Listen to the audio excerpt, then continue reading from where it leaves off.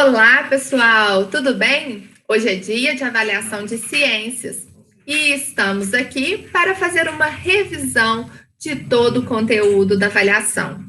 Portanto, pegue o seu caderno, pegue o seu lápis para anotar as partes que considerar importante e preste bastante atenção. Por isso, esteja em um ambiente calmo e tranquilo. Pegue o seu livro 1, no capítulo 3, na página 49.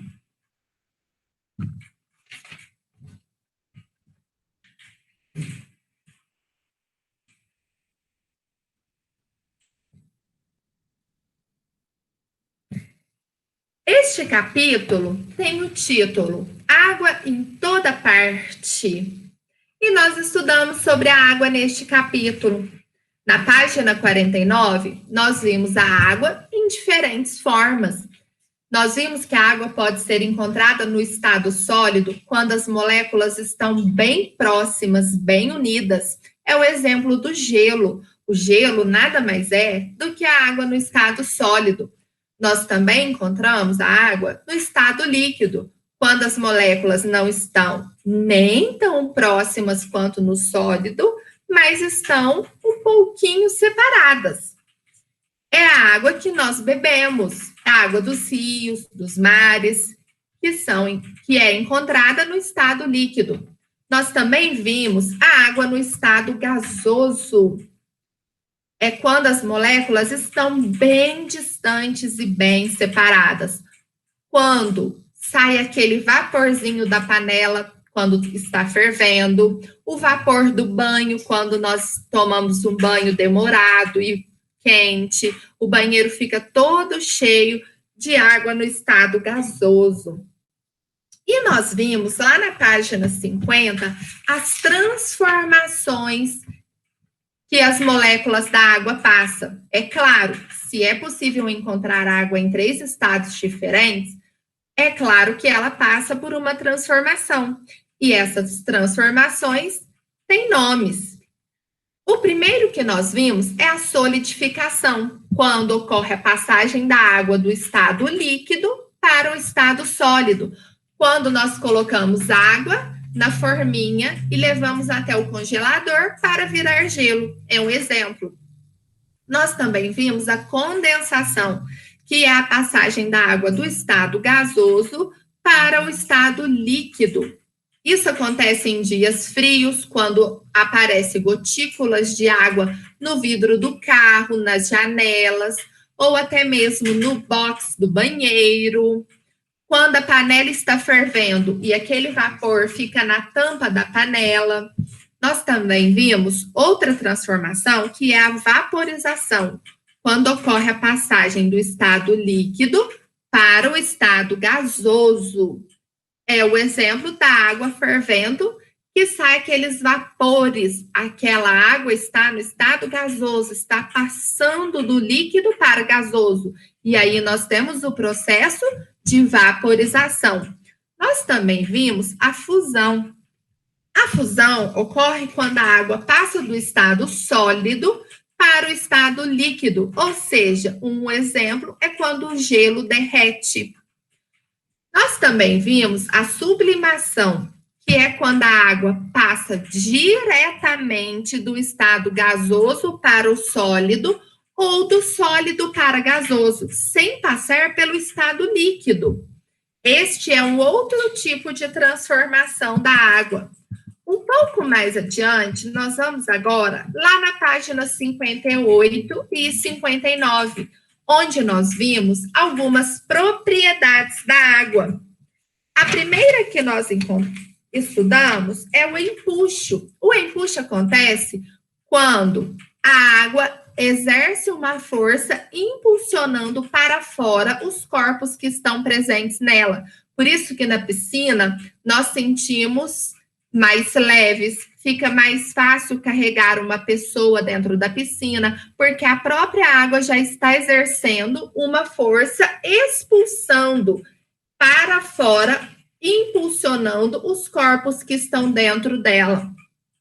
Nós vimos também outra propriedade, que é a dissolução, é a capacidade da água de unir a certas substâncias. Um exemplo é quando nós misturamos o sal e o açúcar em um copo de água. A água se une a essas substâncias, ou seja, nós podemos falar também que essas substâncias são dissolvidas na água. Elas se unem e parece que nem tem sal e nem açúcar se a gente só olhar. A gente só percebe pelo gosto. Outra propriedade é a tensão superficial. A tensão superficial é uma película de proteção que se forma na superfície da água. Nós podemos observar quando caem alguns materiais leves e eles não afundam, ou quando alguns insetos conseguem andar sobre a água. Aí nós temos a tensão superficial. Agora, nós vamos para o capítulo 4, que fala da vegetação e a sua importância na natureza. Assim como nós devemos proteger e cuidar das águas, nós também devemos proteger e cuidar da vegetação. E nesta unidade, nós falamos um pouco sobre a biodiversidade, que se refere à quantidade e à variedade de todas as espécies vivas, seja plantas, animais, fungos, todos os organismos vivos presentes em um determinado ambiente. E nós vimos que existem alguns biomas. Por quê? Eles fazem parte da biodiversidade, porque eles possuem as mesmas características, seja geográfica, física, biológica, eles são semelhantes. Então, um exemplo de bioma é o Pampa. O Pampa, ele possui uma vegetação rasteira e com pequenos arbustos. Geralmente, ele acontece mais no sul do país. E por ter vegetação rasteira, as pessoas têm muita criação de gado nesse lugar. Porque, como a vegetação é rasteira e são pastos bem grandes, costuma-se ter a criação de animais. Nós também vimos a caatinga, que é um ambiente típico das regiões do Nordeste brasileiro. É uma vegetação seca, com a presença de espinhos. Isso porque os espinhos, os cactos e as plantas espinhosas, eles conseguem ter uma reserva de água. E os espinhos são proteções. Vocês sabiam disso? Para que outros animais não ataquem essas plantas para retirar a reserva de água. Então, os espinhos dos cactos, na verdade, é uma proteção para a própria planta. Essa é a caatinga. Outro bioma presente no território brasileiro é a Mata Atlântica. Característica dela é que ela tem árvores de diferentes tamanhos e adaptadas ao clima da região. A vegetação nesse bioma é bem diversificada. Nós também vimos que esses biomas podem desaparecer devido à ação do homem. Infelizmente, isso acontece. Por isso, a importância de preservar a biodiversidade. E quais são as principais atividades humanas que podem levar ao desaparecimento dos biomas? A agricultura e a pecuária, porque para que os alimentos cheguem até as nossas casas, como nós estamos acostumados, eles passam por uma transformação. Até que ele chegue, é preciso devastar matas para a criação dos animais, para a construção de indústrias que irão processar esses alimentos. Então, essas ações, essas atividades prejudicam bastante o meio ambiente. Por isso, precisam ser realizadas de forma consciente. Agora, nós vamos lá na página 71. Aí, nós temos uma experiência.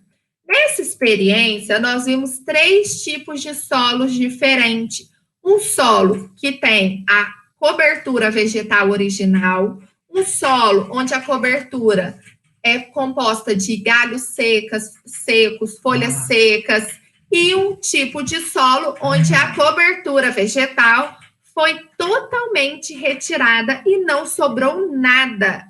E quais as consequências da retirada dessa vegetação para a natureza? Deixa eu. Em cima da montanha, lá em cima tem. Amor, tô gravando. Ai, mano, mas é muito difícil, cara. Não tô podendo falar dentro de casa. É rapidinho. Na página 74 e 75, fala as consequências dessa retirada da cobertura vegetal para o solo.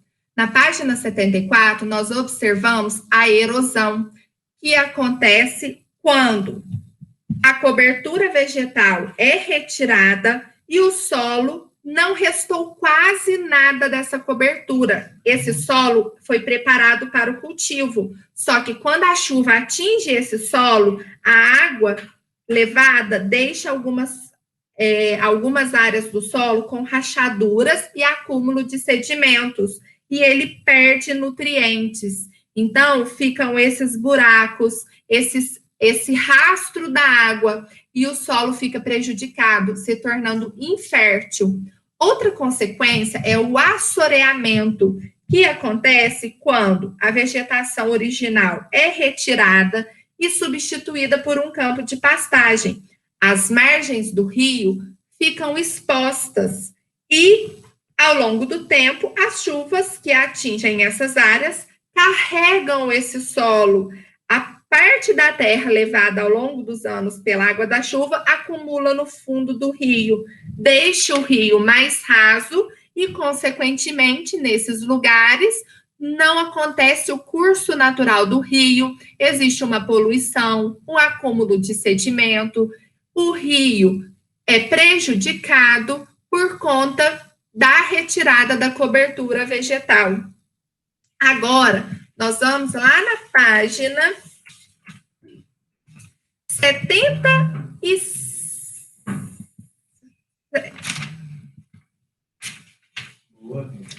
Agora, nós vamos lá na página 78.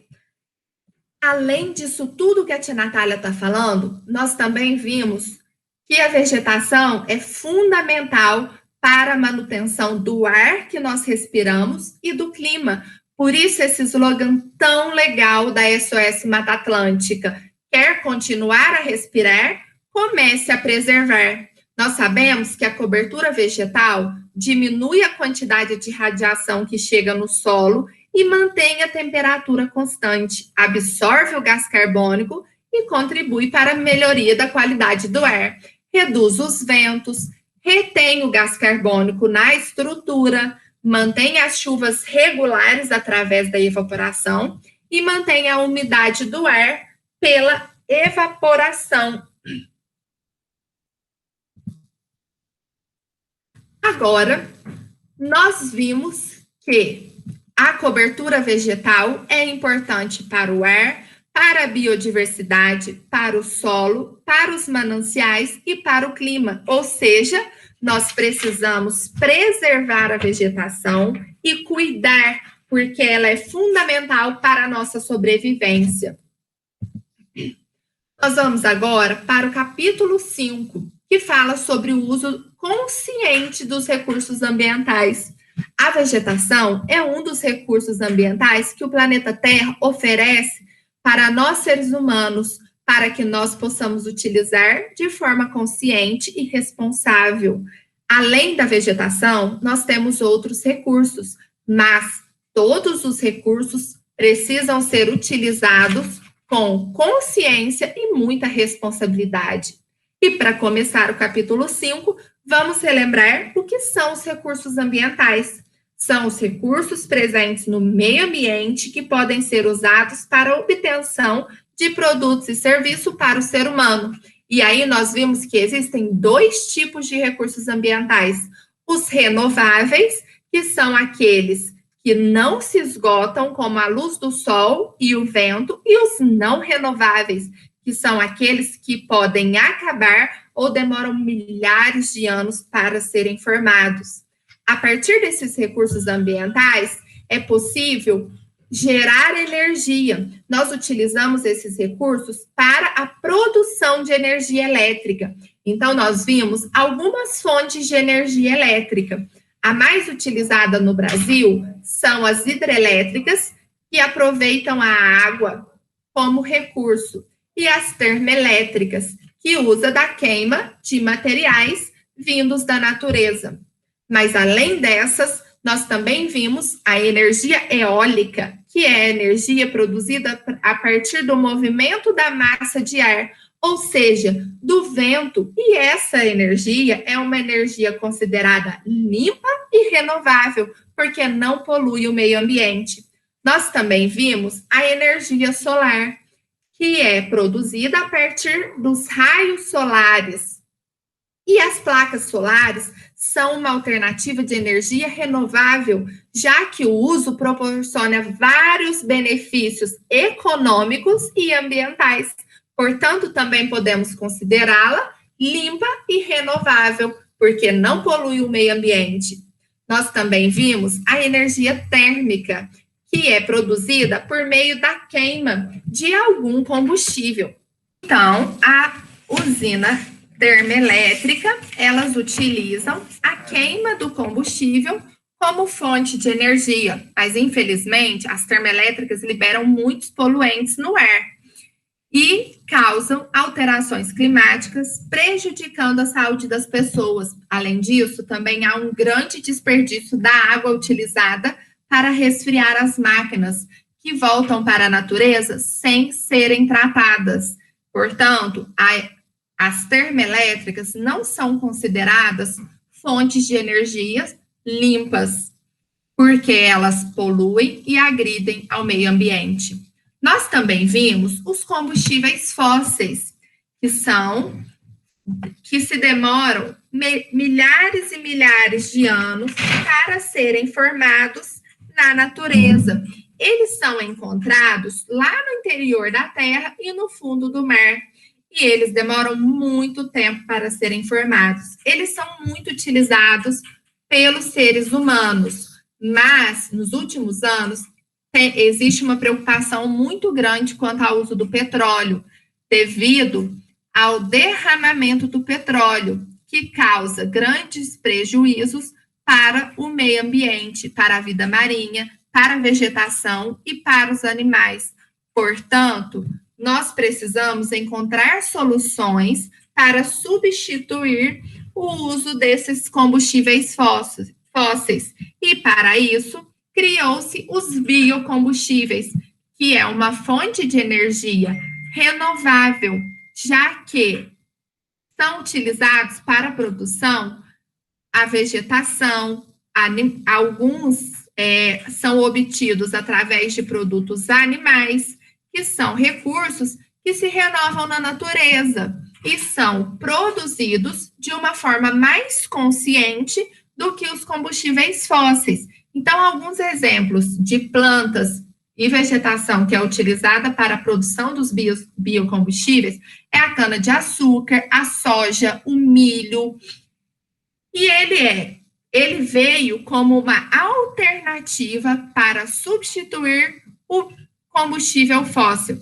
Mas isso não significa que ele não possui desvantagens. Ele possui vantagens e desvantagens, mas ainda assim é considerada uma alternativa melhor para ser utilizada. Diante de tantos problemas ambientais através da ação do homem, há uma preocupação muito grande com o meio ambiente. Nós precisamos repensar as nossas atitudes. E, para isso, as organizações ambientais criaram algumas orientações, que são os 5 R's da sustentabilidade. Eles vieram para nos ajudar a mudar os hábitos quando se trata do uso dos recursos ambientais. E quais são os 5 R's? Nós temos o repensar, que nós precisamos repensar se um produto deve ou não ser comprado. A gente só precisa comprar aquilo que é realmente necessário. O recusar, Ou seja, não comprar produtos caros ou supérfluos. Eu não tenho necessidade. Além disso, uma boa prática e uma dica é recusar o uso de sacolas plásticas. Outro R é o reduzir. Reduzir o consumo, refletir sobre o fato de que nós compramos muitas coisas. Reduzir o consumo significa evitar os desperdícios. Reutilizar. Muitas vezes, nós descartamos as coisas que poderiam ser reutilizadas e nós não temos esse hábito. Então, nós precisamos começar a reutilizar coisas e não descartar se não for realmente necessário. E, por último, o reciclar. A reciclagem é um consenso nos dias atuais, mundialmente falando. E, por isso, esses 5 R's vieram para ajudar as pessoas a cuidarem do planeta Terra. Nós vimos nesses capítulos que é fundamental a gente cuidar da água, cuidar dos recursos ambientais e utilizá-los de forma consciente e responsável. Então, já passou da hora da gente pensar nas nossas atitudes e cuidar da nossa casa, que é o planeta Terra. Agora, vocês vão assistir ao vídeo sobre a explicação da avaliação, questão por questão. Prestem bastante atenção e não se esqueçam. Na hora de fazer a avaliação, é muito importante que você mantenha calma, faça com tranquilidade. Eu sei que vocês se prepararam e estão prontos para isso. Um grande beijo da tia Natália para todos vocês.